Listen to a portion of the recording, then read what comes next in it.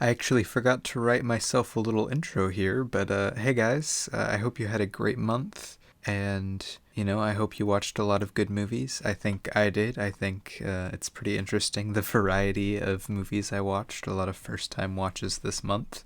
It was our last month with HBO Max, so we kind of crammed a lot of movies that we hadn't seen in. So I hope you guys enjoy this, and without further ado,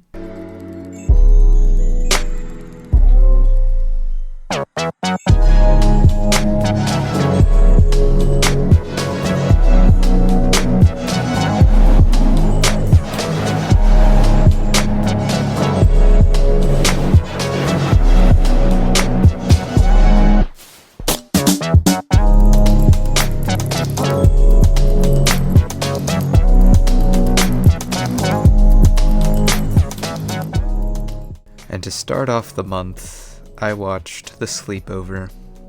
And this certainly was a way to start off the month. The 2020 Netflix movie that saved cinema this year. It was pretty much bad in almost every way, with a boring did that in 2001 kind of story, and bad acting, and nothing really new or fun brought to the table. Just overall, it just wasn't very good at all, but really I wasn't expecting anything else. I gave it 1.5 out of 5. Next I watched Tenet, and well, this certainly was the way I wish I would have started out my month. The 2020 Christopher Nolan movie that saved cinema this year. For me, anyway. Don't worry, I saw it in a big theater with only me and the family I went with and one other guy, who sat in the back. Not one other family, but literally just one other guy, so we stayed safe. I completely understand why people dislike this movie. It's the most pretentious Christopher Nolan movie of all the pretentious Christopher Nolan movies, I guess you could say. Where he just kind of does whatever the heck he wants and really doubles down on the style that I know a lot of people aren't especially fond of. But I am not one of those people. I don't think this movie was perfect. Honestly, even though it sounds kind of crazy, I wish the screenplay was quite a bit tighter. Yeah, everything comes together really nicely and it fits in a box well, but I feel like the box could have been tighter, if that makes sense. The entire structure of the story was kind of weak, and I think that and the villain were the only two things that I really didn't like. The villain was just very underwhelming for me, but the end twist was great, and overall I really, really liked this movie. I give it 4.5 out of 5. Next I watched Scooby-Doo 2 Monsters Unleashed. Say what you will about this movie, but it's written by James Gunn, and it's straight fire, man. This is, in my opinion, 10 times better than the first one. And I don't know, it's really stupid and fun, but with bad special effects and a charm that so many movies try to reach for but just can't make it. And I don't know, I'll watch this movie anytime. I gave it 3.5 out of 5. Next I watched The Most Dangerous Game, the 1932 one. This movie wasn't really my cup of tea, but nonetheless, it was pretty fun and pretty well made. I feel like it didn't do enough with its really fun and unique premise, and the final battle between the best hunters in the world kind of thing kind of felt like none of them were really good hunters and had any experience hunting. Besides a few traps, I don't know, I felt like that was all very stupid. But despite all of this and all my personal qualms with the movie, technically it was really solid and still really enjoyable. I give it 4 out of 5. Next, I watched Lupin the Third, The Castle of Cagliaristo, I think is how you say it. This was a first-time watch, and I'm a huge Miyazaki fan, so getting to see his first feature-length film was awesome. And it didn't disappoint in the slightest. I think Miyazaki at this point, talents are kind of taken for granted because he almost just non-stop puts out great movie after great movie, and he even started with just putting out a great movie, and this now just so happens to be one of my favorites of his. I gave it 4.5 out of 5. Next, I watched Carnival of Souls. It's 1962. I'm not sure if there's another version, but still. I don't have too much to say about this one. It was a bit surprising because I feel like it's probably one of the best older movies I've seen that actually does horror.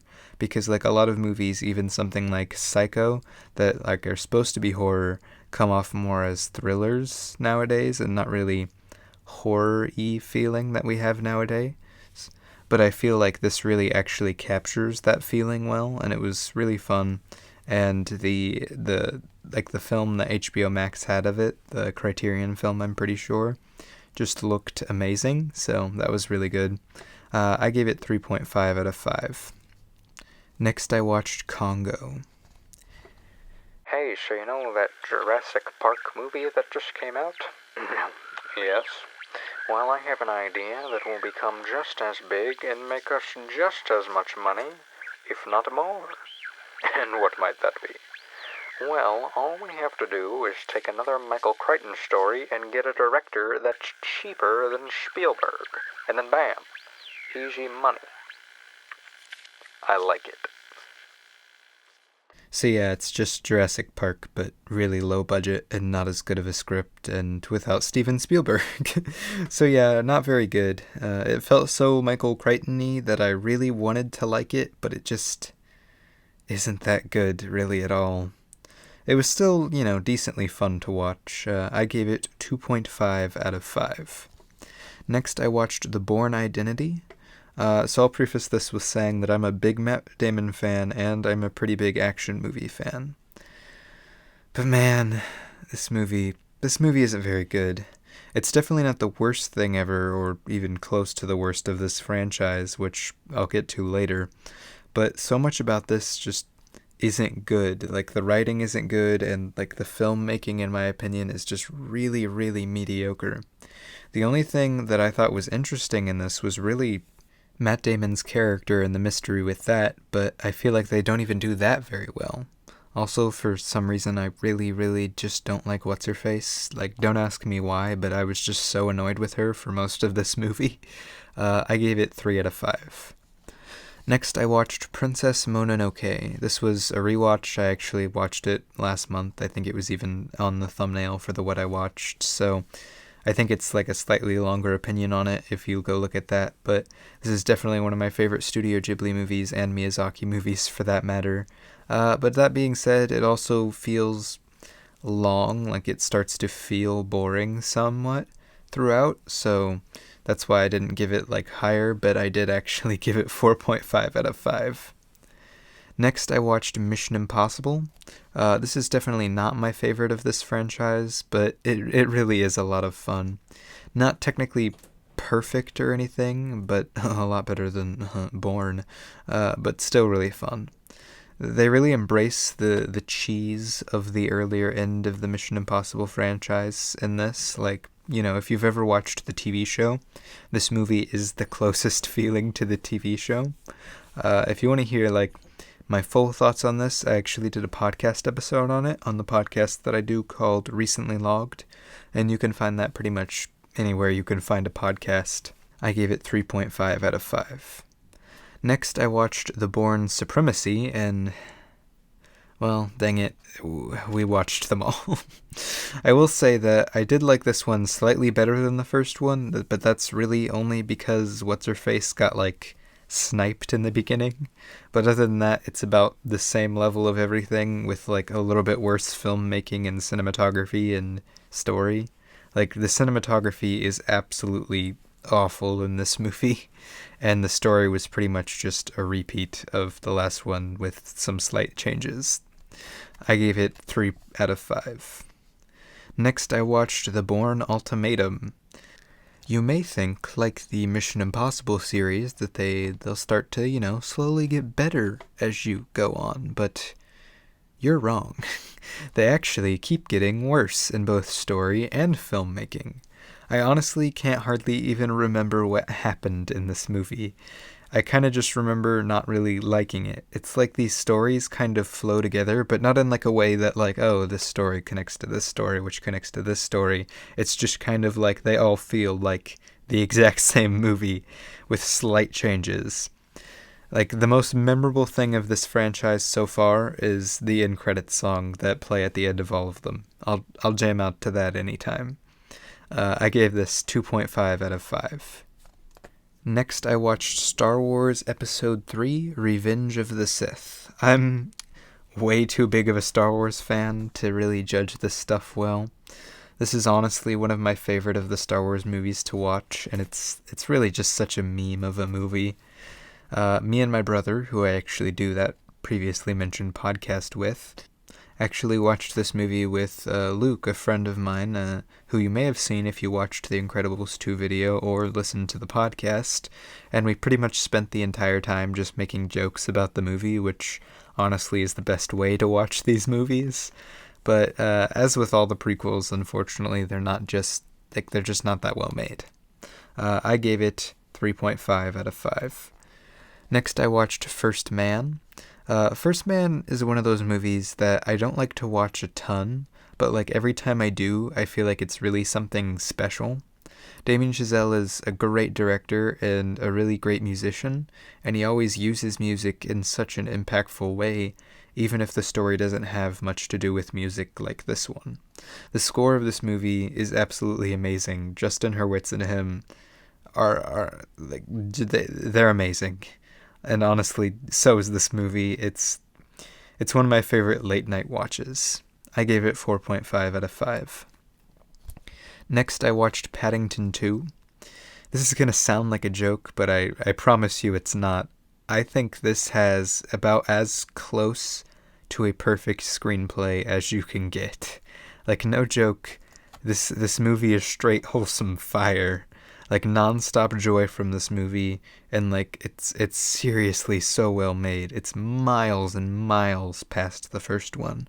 And if you watched the first one and were just kind of like, this isn't really for me, watch this one. Just do yourself a favor and watch this movie, because I kid you not, it's so good. I gave it 5 out of 5. Next, I watched The Lost Treasure of the Grand Canyon. We found this on some random free streaming service, and we don't need to say anything about this one. It's just pure cinema. Like, literally, it's probably, like, just look at this trailer. It's the best thing ever made. I don't even need to say anything.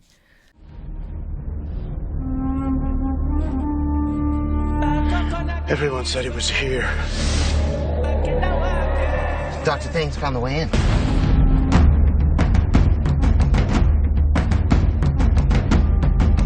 What are Aztecs doing in North America? It's possible we're the first humans to stumble upon this cave in hundreds of years. And the treasure. Did you find it? All we found was death. You don't believe it's real?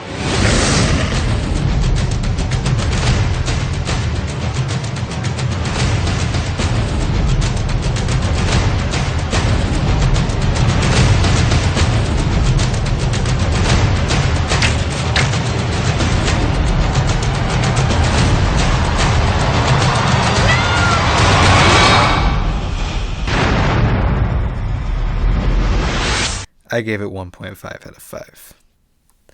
Next, I watched Midnight Special. So this had my boys Michael Shannon and Jaden Martell in it together again, or rather for the first time, I think. But unfortunately, I don't think it's nearly as good as a certain other movie that they starred in together. It was definitely like an interesting concept, and the cast was really great. Like, I think I'll love just about anything with Adam Driver in it. But the movie itself didn't really make the most of its premise and its actors, so it ended up just kind of being mediocrely good. I gave it 3.5 out of 5.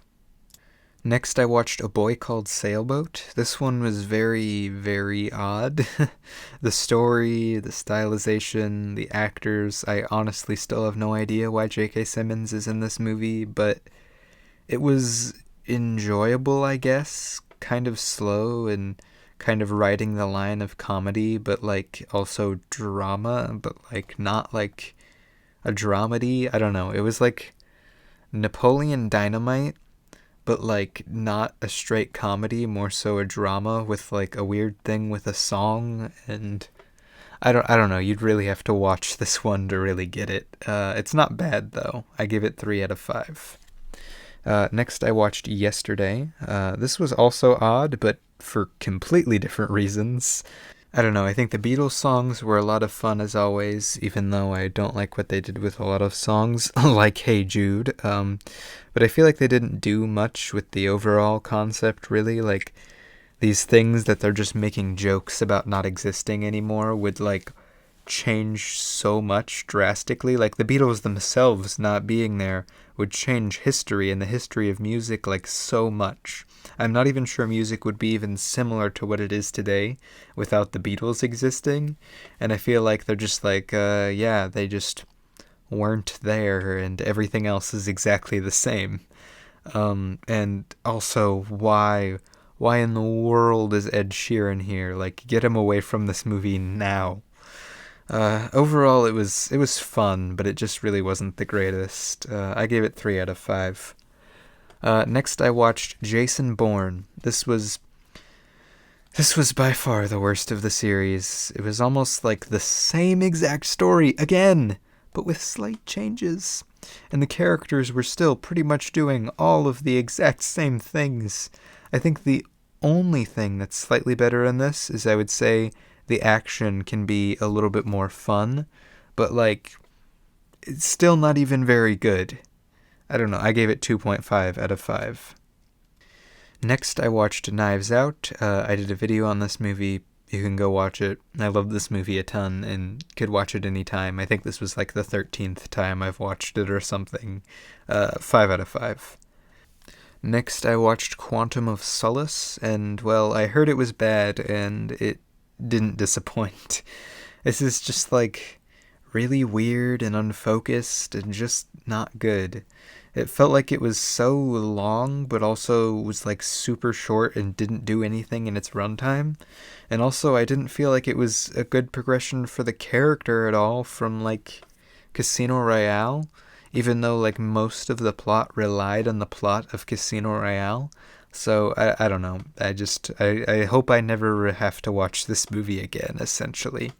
I gave it 2.5 out of 5.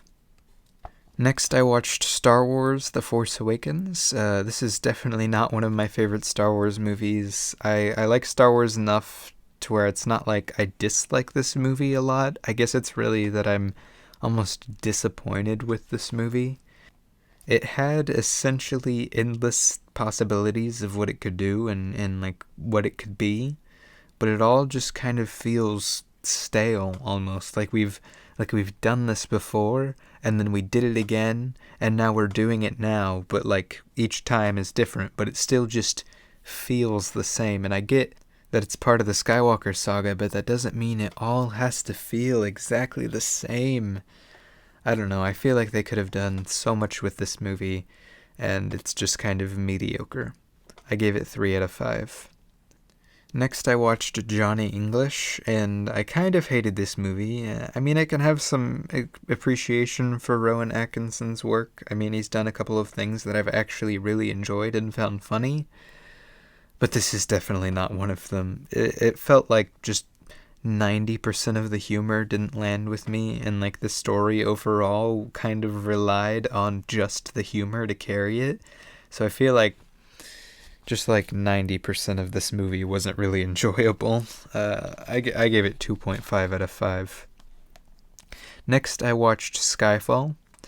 This was not what I was expecting. I had heard like this was the Bond film, and that this was one of the best action movies in a long time. And, well, this was a heck of a lot better than Quantum of Solace, I'll say that.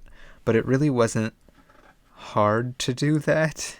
But I think the big thing that threw me off for this was that it felt like the big finisher of, like, a really long series, if that makes sense. But, like, we go from Quantum Bond at what I'm assuming is supposed to be the beginning of the highlight of his career. Like, Casino Royale was the start, and now Quantum of Solace is, like, the very beginning of the glory days almost. But in this movie, they act like they've been doing everything for forever, and that time has finally caught up with them, and Bond is far past his glory days, and even the villain feels like something that needed to be set up in a previous film. Like, everything in this feels like this would be a great series ender, but it's not. So it feels like it's this big, like, grand thing, but there's no substance to support the grand thing.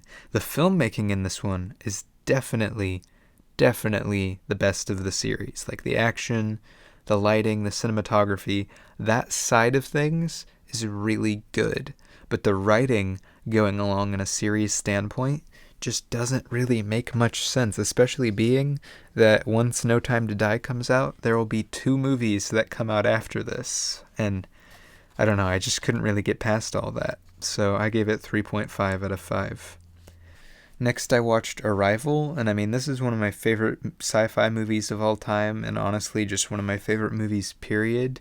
Denis is an amazing director, and Amy Adams is one of my favorite actresses, and even beyond all that, the story is just, like, top-notch. It's really hard to sum it all up, but watch it if you haven't. It's really good. I gave it 5 out of 5. Next, I watched Mission Impossible 2. It was at this point in the month that I realized I had action movie fatigue. We had watched just too many action movies, and I mean, this is probably, in my opinion, the worst of the Mission Impossible movies. It's just not there on, like, almost all fronts for me, and I don't really enjoy it much at all. This is another one that we did on the podcast, so if you want to, you can go listen to that and hear my full thoughts, but I'm really just not a fan of this one. I gave it 2.5 out of 5. Next, I watched Police Story. This was actually my first Jackie Chan movie, and it was actually way more fun than I thought it would be. The action was really good and really over the top as I expected, but it was also like a pretty funny movie throughout and had a good story. And overall, it was just really well made, and I enjoyed it. So I gave it 4 out of 5. Next, I watched Yogi Bear, the live-action Yogi Bear. Fun story. I almost saw this in theaters, but there was a problem with the projectors, so instead we watched Cars 2. This movie was simultaneously just as bad, but not as bad as I thought it was going to be. Don't get me wrong, like, the filmmaking and everything and the story and even the acting were pretty bad all around. But it was, like, strangely fun to watch and laugh at. I have, like, a bunch of those kind of movies that are bad, and I know they're bad, but they're still just so fun to watch. And I feel like this movie was pretty much one of them. I gave it 1.5 out of 5. Next, I watched Ford v Ferrari. This is one of my favorites from last year, and it was really fun to watch again. It's got great editing, which is, I mean, to be expected of the best editing winner for the Oscars, but they also have had some bad winners under that category. This story is fun, but sad, and, like, all the actors are great, and I don't know, this is just a really feel-good movie for me, even though it's kind of sad. I gave it 4.5 out of 5. Next, I watched My Dog Skip. I missed, like, the first 20 minutes of this, so I didn't rate it, but from what I saw, it was not very good. I doubt I'll ever, like, purposefully watch this again, but from what I saw, it was pretty much everything on every level, like, just mediocre. Not bad, just mediocre. Next, I watched Hey Arnold, the movie. I'd actually never watched anything Hey Arnold, like, at all, like, no Hey Arnold show or anything until this movie, and I mean, I still haven't watched anything outside of this, but it was actually really fun. It told, like, a pretty fun story, it kept good pacing, had fun characters, and was just overall interesting to watch. I gave it 3 out of 5. Next, I watched Speed Racer, and I'll say I grew up with a lot of Speed Racer stuff. I played the games, I read the books, I even watched some of the show. But surprisingly, I had never watched this movie, and from the trailer, I didn't expect this movie to be very good, really, at all. And while the green screen and special effects and everything aren't actually the greatest, It's actually a really good movie. The editing and the cinematography are good. It makes the most of the dated CGI green screen stuff that they do, and it pulls you in so much that the green screen only pulls you out a couple of times. The story is really good, the characters are fun, and the racing itself is just super interesting to watch. Also, it was super nostalgic for me. I don't know, it was honestly just way better than I expected it to be. So yeah, I gave it 4.5 out of 5. Next I watched There Will Be Blood. I think I talked about this movie last week again, but like, everything about this movie is like so top-notch, like actually top-notch. It's kind of insane. The only thing that's a little meh is that it feels long, and not like a bad long, but like Return of the King style long, which just means it's hard to turn on because it's long. So not really a problem, just as like a thing you have to expect when you watch it. I gave it 5 out of 5. Next, I watched Enola Holmes. We did this on the podcast, so if you want to listen to some really fun full breakdowns of the movie, you can go listen to that. But this felt way too much like a Disney Plus original for its own good. It's not actually that bad of a movie. It's not good, but it's not that bad. It just kind of rides that middle line. But I also kind of hate it and really hate the writing in it. The dialogue and what they did with the story like really sucked, and it felt like they were trying to be too much of like every new movie with its style and like modern twists to everything, and I just think it really fell flat. Oh, and yeah, included in that, the fourth wall breaks were absolutely horrible. I hated them so much. Some of the worst I've seen in a movie, probably.